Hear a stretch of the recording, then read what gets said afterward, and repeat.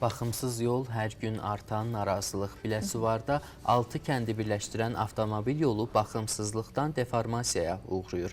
Problemlərini bizimlə bölüşən sakinlər bildirirlər ki, bu yol təmir olunmasa vəziyyət daha da pisləşəcək.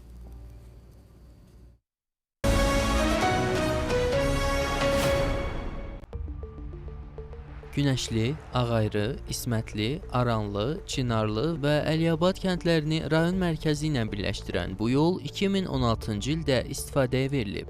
13 minə yaxın əhalinin yaşadığı 6 yaşayış məntəqəsi üçün bu yol böyük ümid mənbəyi olub. Lakin cəmi 10 il sonra mənzərə tamamilə dəyişib. Yolun bir çox hissəsində asfalt örtüyü deformasiyaya uğrayıb. İri çala çuxurlar və çökmələr yaranıb. Xüsusilə yağışlı və qarlı havalarda hərəkət daha da çətinləşir. Doğrudan da bu çəkildiyi 10 ilə yaxın müddətdir çəkilibdir. Çox rahatlıqla istifadə eləmişik və daimi dövlətə duası olmuşuq. Lakin bu saat hal-hazırda həmin o Əliyabaddan başlayıb yol Ağzı Çınarlıya tərəf demək olar ki, dağılıb yoxa çıxır. Əgər onu son bir ildə, 5 ayda düzəlməzsə, qalan o 20 kilometrdə sıradan çıxacaq. Ona görə dövlətimizdən, sizlərdən xahiş edirik ki, bizim nəzərə alıb yolumuzu bərpa eləyəsiniz.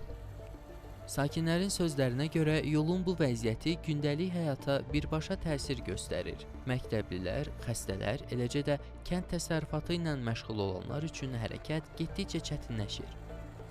Buradan mən istifadə edirəm də, mal bazarı açılıb, Əliyabad yoludur bura. Bizim heyvan bazarına gedən yoldur. Çox gözəl bazarımız düzəldi, açıldı. Yolumuz qaldı ki, bərbad günündədir. Xahiş eləyərdim ki, bu işə baxılsın. Bütün nəqliyyat vasitələri buradan axını var, gedir, gəlir. Biz özümüz də buradan istifadə edirik. Günbəgün yollar da dağılıbdır. Yəni maşınımız da dağılır. İndi bax, bu dəqiqə ustaya gedəcəm. Bazara gəlib gedirsən ustanın yanına, peridoku düzəltdirirsən. Hər tərəf yağmadı, məcbursan gedəyirsən. Gəlirsən bazara, klient gətirirsən, klientdən aldığı da verirsən ustaya ki, usta maşını düzəlt. Bərbad gündədir vəziyyət. Bazara gəlmişəm, yol məhv. Yol yoxdur, güclə sürülən məsələsi.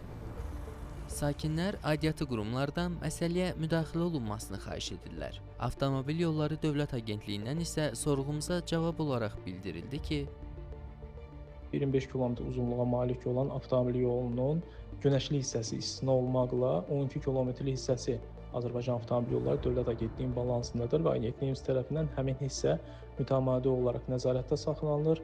Avtonəqliyyat vasitələrinin rahat gediş-gəlişin təmin olunması üçün müvafiq addımlar atılır. Geri qalan 13 kilometrlik hissə isə agentliyin balansında deyil və bununla bağlı yerli icra strukturlarına müraciət etməyiniz tövsiyə olunur.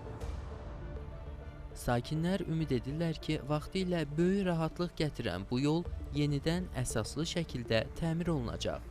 Onlar məsul qurumların vəziyyəti yerində qiymətləndirərək operativ tədbirlər görməsini gözləyirlər.